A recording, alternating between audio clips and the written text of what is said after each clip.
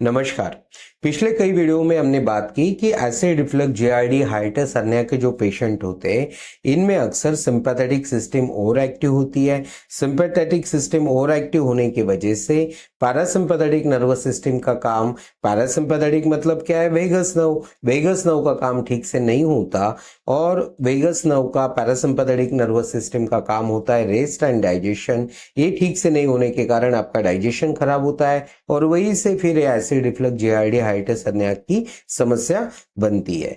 यहां तक कि ये सिंपैथेटिक सिस्टम ओवर एक्टिव होने की वजह से आपके शरीर का जो पोस्चर है ये खराब होता है, बैड पोस्चर होता है। आप एक पोस्चर के पैटर्न में फंस जाते हो जिसके कारण आपकी जो बॉडी की मूवमेंट है वो ठीक से नहीं होती और फिर ये बैड पोस्चर, ये over active sympathetic nervous system, ये सब चीजों की वजह से आपका वेगस नर्व का फंक्शन खराब होता है और फिर डाइजेशन खराब होकर समस्या होती है।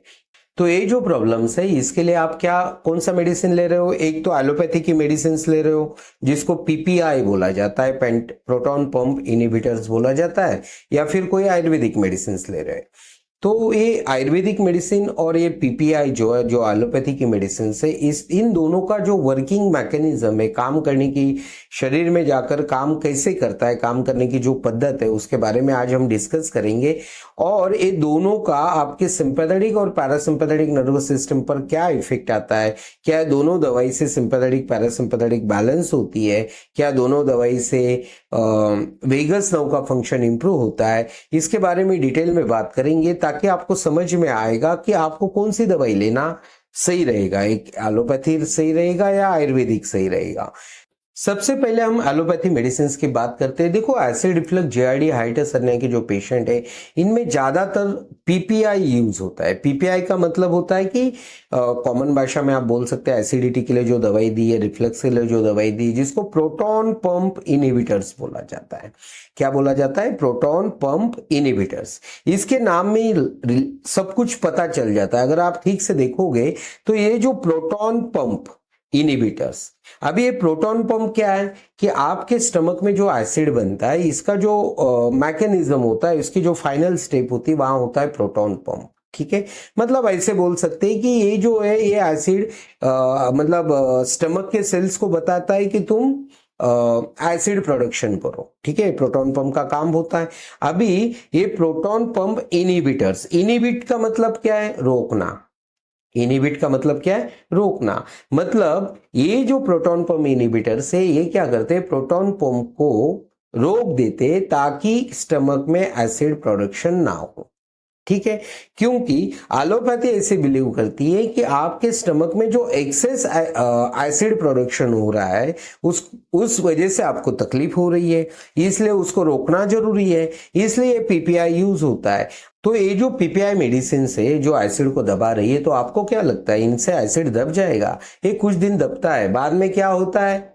ठीक है, बाद में फिर आपने देखा होगा कुछ दिन जब आप ये दवाई लेते हो तो आपको अच्छा लगने लगता है, बाद में कुछ दिन बाद फिर थोड़े थोड़े सिम्टम आने लगते हैं। जो लोग लंबे समय से ले रहे हैं उनको और सिम्टम आते हैं। ये क्यों होता है? क्योंकि जब आप पीपीआई एसिड को दबा रहा है तो होता क्या है ना कि वेगस क्या करती है, वहां पे एसिड तो जरूरी है क्योंकि फूड के डाइजेशन के लिए एसिड जरूरी है। अगर स्टमक में फूड आ रहा है तो वेगस क्या करेगी? स्टमक के दूसरी सेल्स होती है जिसको जी सेल्स बोला जाता है, वहां से गैस्ट्रिन नाम का हार्मोन प्रोडक्शन होता है, इसको स्टिमुलेट करता है। जैसे ही गैस्ट्रिन ज्यादा स्टिमुलेट होगा वो फिर एसिड प्रोडक्शन करने स्टमक को बोल देता है। मतलब पीपीआई कितना भी जबरदस्ती कर ले वो कुछ समय तक तो रोक देता है लेकिन ये परमानेंट नहीं रोकता। और ये जो फाइट चलती है ना, ये जबरदस्ती का जो काम है ना, इसी से क्या होता है कि आपके बॉडी में sympathetic nervous system over active होती है। या फिर आप ऐसे बोल सकते हो कि जो already over active nerve sympathetic system है वो शांत नहीं होती, वो बैलेंस नहीं होती। पैरासिम्पैथेटिक और सिंपैथेटिक में बैलेंस नहीं होता है क्योंकि ये सिर्फ दवाई जबरदस्ती रोक रही है और आपके ब्रेन को जबरदस्ती कुछ भी नहीं चलता। चाहे आप एक्सरसाइज में जबरदस्ती करो, दवाई में जबरदस्ती करो, जबरदस्ती का काम ब्रेन को चलता नहीं है। अगर आप बॉडी के साथ जबरदस्ती का कुछ भी व्यवहार करोगे तो उससे आपकी sympathetic nervous system over active होती है।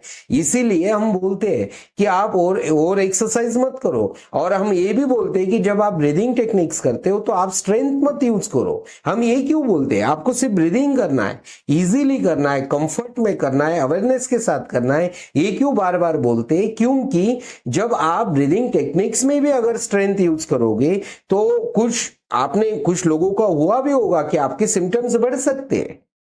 क्या बोल रहा हूं मैं? ब्रीदिंग टेक्निक भी आप जबरदस्ती करोगे, ब्रीदिंग टेक्निक्स में भी आप स्ट्रेंथ यूज करोगे तो सिम्टम्स बढ़ सकते हैं, क्योंकि जब आप स्ट्रेंथ यूज करते हो वैसे ही आपकी sympathetic nervous system over active हो जाती है। तो मतलब आप यहां तक समझ गए कि जबरदस्ती का कुछ भी काम बॉडी के साथ अगर आप करते हो तो आपके बॉडी में sympathetic nervous system over active होती है, और वो इसलिए ये जो दवाइयां है ना, ये प्रॉब्लम सॉल्व नहीं करती है। हालांकि मैं क्या बोल रहा हूं, सब दुनिया बोलती है, डॉक्टर्स बोलते हैं कि इससे क्या आपका प्रॉब्लम सॉल्व होने वाला नहीं है।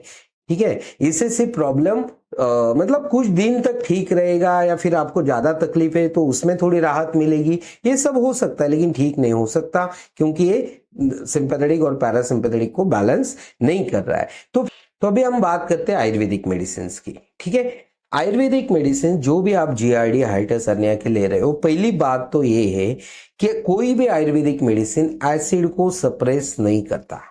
ठीक है, अभी आयुर्वेद क्या बोलता है ना कि ये जो प्रॉब्लम्स है इसमें जो पित्त का द्रव गुण बढ़ा रहता है, मतलब आपके शरीर में जो एसिड है उसका द्रव गुण का मतलब ये है कि उसमें सिंपल भाषा में आप बोल सकते हैं वाटर कंटेंट ज्यादा हो जाता है। अगर किसी एसिड में आप वाटर डाल दोगे तो क्या होगा?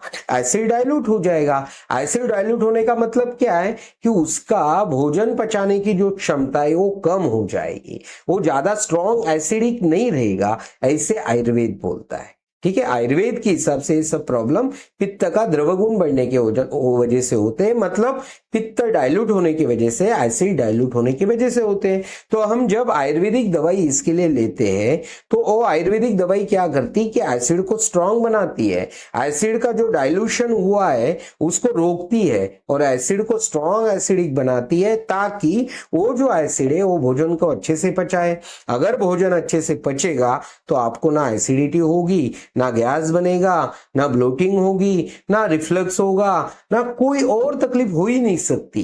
तो मतलब आयुर्वेदिक दवाई एसिड को दबा नहीं रही है, वो एसिड की जो क्वालिटी है, एसिड का जो एसिडिक गुण है उसको बढ़ा रही है। और जैसे वो बढ़ेगा धीरे धीरे धीरे धीरे वो आपके जो प्रॉब्लम्स है गैस, एसिडिटी, ब्लोटिंग, वो कम हो जाएंगी। और यहां होता क्या है ना कि कोई भी आयुर्वेदिक दवाई शरीर के साथ फाइट नहीं करती। पहली बात तो आयुर्वेदिक दवाई ये नेचुरल सोर्सेज से बनी हुई रहती है। ठीक है, इसमें कोई ऐसे केमिकल्स यूज नहीं होते हैं, ये नेचुरल जो भी आपको धरती पर दिखता है उसी से ये दवाई बनती है। तो पहली बात ये नेचुरल है, तो बॉडी के साथ इसका एडजस्टमेंट होना स्वाभाविक होता है। दूसरी बात, इसका कंसेप्ट क्या होता है आयुर्वेदिक दवाई का, चाहे आप किसी भी बीमारी के लिए आयुर्वेदिक दवाई ले रहे हो तो आयुर्वेदिक दवाई उसकी जड़ पे काम करती है। अभी यहाँ पे उसका जड़ क्या है कि एसिड का डाइल्यूशन होना, कम एसिडिक होना, यही उसका जड़ है। तो बराबर वो दवाई उसी पे काम करेगी। इसका मतलब ये है कि आयुर्वेदिक दवाई शरीर के साथ फाइट नहीं करती, वो शरीर के साथ मिलकर काम करती है। ठीक है, तो इससे होता क्या है ना कि आपका जो सिंपैथेटिक नर्वस सिस्टम जो ओवर एक्टिव है वो बैलेंस होना शुरू हो जाता है। इसलिए आप देखोगे कि हमारा जो काढ़ा है, जो इसके लिए हम बहुत लोगों को देते हैं, उन लोगों को अगर आप पूछोगे तो वो अक्सर बताते हैं, सब पेशेंट मुझसे बात करते हैं कि ये काढ़ा लेने के बाद शांत लगता है, काढ़ा लेने के बाद अच्छा लगता है। ये अच्छा लगना क्या है कि वो काढ़ा क्या कर रहा है, आपका एसिड का प्रोडक्शन बढ़ा रहा है। एसिड का प्रोडक्शन बढ़ा रहा है मतलब क्या है, एसिड की क्वालिटी बढ़ा रहा है, उसका जो एसिडिक गुण है उसको बढ़ा रहा है। और जैसे वो बढ़ा रहा है तो भोजन अच्छे से पचता है, और भोजन अच्छे से पचेगा तो गैस नहीं बनेगी, गैस नहीं बनेगी तो सिंपैथेटिक नर्वस सिस्टम जो ओवर एक्टिव है वो शांत हो जाएगी। जैसे ही वो शांत हो गई, आपका पैरासिम्पैथेटिक नर्वस सिस्टम एक्टिवेट होना शुरू हो जाता है। पैरासिम्पैथेटिक का मतलब वेगस नर्व होती है। वेगस नर्व जैसे ही एक्टिवेट होना शुरू हो जाती है, वो अपने आप नेचुरल तरीके से आपके बॉडी में एसिड प्रोडक्शन का जो मैकेनिज्म है वो स्टार्ट हो जाता है। और जैसे ही वो स्टार्ट हो जाता है, आप इस सब बीमारी से मुक्त हो जाते हो। और साथ में अगर आप ब्रीदिंग टेक्निक्स करते हो, ये दवाई क्या करती है ना कि आपको ब्रीदिंग टेक्निक करने में हेल्प करेगी। बहुत सारे पेशेंट हमारे बताते हैं कि हम ब्रीदिंग टेक्निक्स नहीं कर पा रहे। क्यों नहीं कर पा रहे? क्योंकि आपकी बॉडी सिंपैथेटिक नर्वस सिस्टम की वजह से, बैड पोस्चर की वजह से इतना टाइट है कि आप वो ब्रीदिंग टेक्निक्स की जो पोजीशन है वो कंफर्ट में ले ही नहीं पाते हो। और वो कंफर्ट में ले नहीं पाते हो इसलिए वो ठीक से नहीं होता। ठीक से नहीं होता इसलिए उसका फायदा आपको नहीं होता।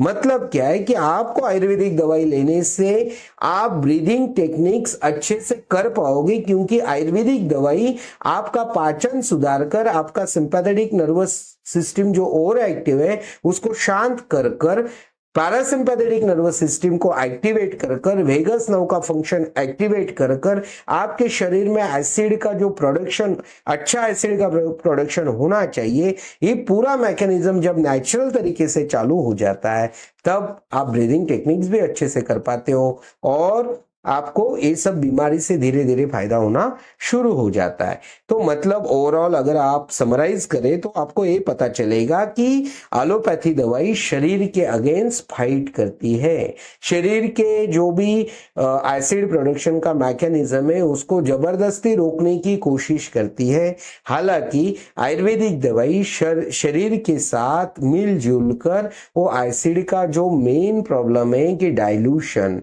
एसिड की जो एसिडिक गुण है जो कम हुआ है उसको बढ़ाती है, शरीर के साथ मिलकर काम करती है। इसलिए आयुर्वेदिक दवाई ये over active sympathetic nervous system को शांत कर पाती है, पैरासिम्पैथेटिक को बढ़ा पाती है, वेगस के फंक्शन को इंप्रूव कर पाती है। हालांकि एलोपैथी में जबरदस्ती हो रही है इसलिए वहां पे सिंपैथेटिक ही बढ़ती जाती है। तो आज के वीडियो में आपको पता चल गया कि आपको आयुर्वेदिक दवाई लेना, लॉन्ग टर्म के लिए आयुर्वेदिक दवाई लेना ज्यादा उचित है एलोपैथी पीपीआई मेडिसिन से। पीपीआई मेडिसिन आप शॉर्ट टर्म में यूज कर कीजिए, आयुर्वेदिक मेडिसिन लॉन्ग टर्म में यूज कीजिए, साथ में ब्रीदिंग टेक्निक्स कीजिए। ये सब साथ में करोगे ना तो आप एक दिन इस बीमारी से पक्का ठीक होने वाले हो, इसमें कोई संदेह नहीं है। ऐसी वीडियोस देखने के लिए चैनल को सब्सक्राइब करें। अगर आपको लगता है ये वीडियो किसी के काम आ सकता है तो इसे ज्यादा से ज्यादा शेयर कीजिए। आपने आज का वीडियो देखा इसके लिए आपका बहुत बहुत धन्यवाद।